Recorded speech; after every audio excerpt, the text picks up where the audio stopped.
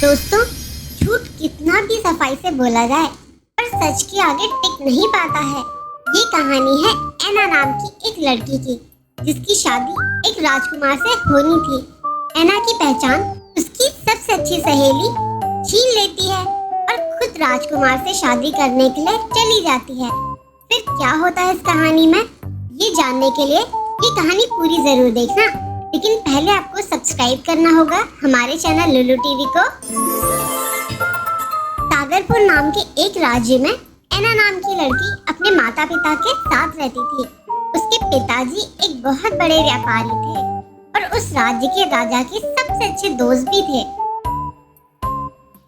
ऐना के पिताजी ने ऐना का रिश्ता राजा के बेटे राजकुमार चार्ल्स से कर दिया था। ऐना के पिताजी की मृत्यु एक दुर्घटना में हो जाती है। ऐना और उसकी माँ बहुत दुखी हो जाते हैं। फिर एक दिन ऐना की माँ ऐना से कहती है, बेटा ऐना, अब तुम्हारे पिताजी नहीं रहे, तुम्हें ही सागरपुर जाकर राजा से मिलना चाहिए। माँ, सागरपुर तो बहुत दूर है, मैं अकेले कैसे जाऊंगी? अकेले नहीं बेटा, तुम अपनी सेविका राम्या को भी साथ ले जाओ। ऐना और राम्या घोड़ों पर बैठकर निकल जाती है सागरपुर की ओर। ऐना अपने साथ वो ड्रेस भी रख लेती है जो राजा ने भेजा था उसके लिए। रास्ते में ऐना को प्यास लगती है। राम्या, वो देखो नदी, मुझे बहुत प्यास लगी है, जाकर मेरे लिए थोड़ा सा पानी ले आओ। जी राजकुमारी जी, मैं अभी आपके लिए पानी लाती हूँ। जैसे ही राम्या आगे बढ़ती है, फिसलकर गिर जाती है। अरे अरे अरे मेरा पैर टूट गया मेरा। राजकुमारी जी माफ करना, मैं आपके लिए पानी नहीं ला सकती हूँ, मेरा पैर बिल्कुल भी ठीक नहीं है। अरे राम्या, ये लो जड़ी बूटी, अपने पैर पर लगा लो, तुम्हें कुछ ही क्षण में आराम मिल जाएगा और तुम बिल्कुल ठीक हो जाओगी। पानी की चिंता तुम मत करो, मैं लेकर आती हूँ तुम्हारे लिए पानी। और फिर ऐना नदी के पास चली जाती है पानी लाने के लिए। राम्या जड़ी बूटी फेंक देती है और भाग कर जाती है ऐना को नदी में फेंक देती है। अरे ये क्या कर दिया तुमने राम्या? मुझे बाहर निकालो, मुझे तैरना नहीं आता है, बचाओ मुझे राम्या, बचाओ। जानती हूँ कि तुझे तैरना नहीं आता है, इसीलिए तो फेंका है तुझे पानी में। अब मैं बनूंगी इस राज्य की रानी। राम्या राजा की भेजी हुई वो ड्रेस पहन लेती है और सागरपुर पहुंच जाती है और सभी को यही बताती है कि वो ऐना है।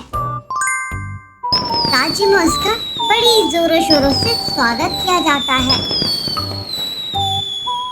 बेटी ऐना, जल्दी ही राजकुमार सागरपुर लौट आएंगे और बड़े ही धूमधाम से तुम दोनों की शादी हो जाएगी।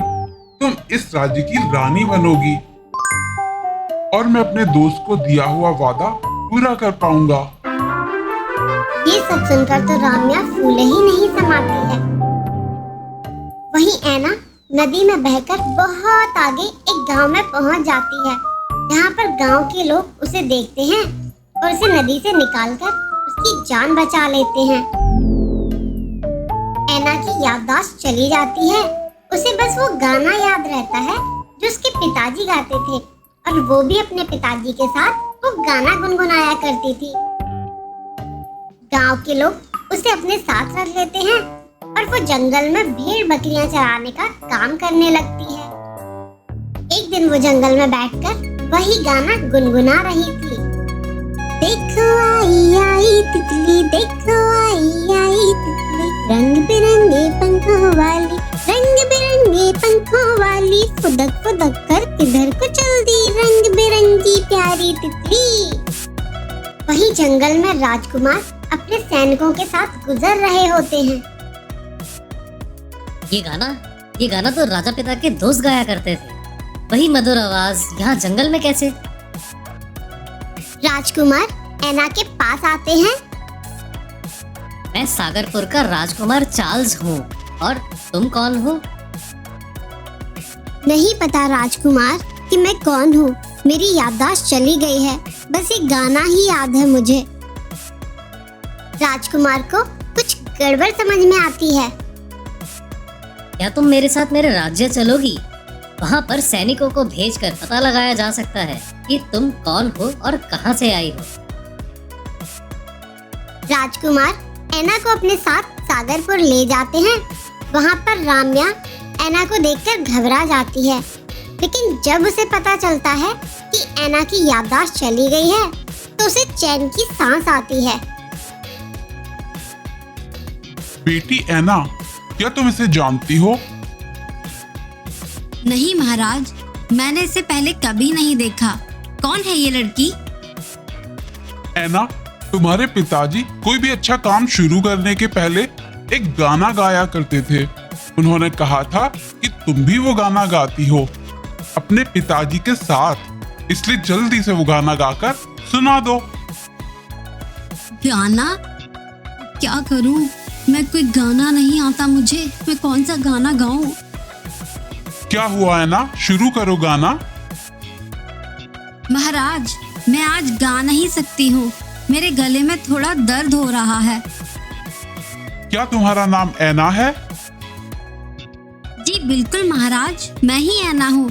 देखिए, ये वही ड्रेस है जो आपने राज्य की रानी के लिए भेजी थी और ये मेरे पास है। तभी ऐना की माँ सामने आती है और राम्या भागने लगती है।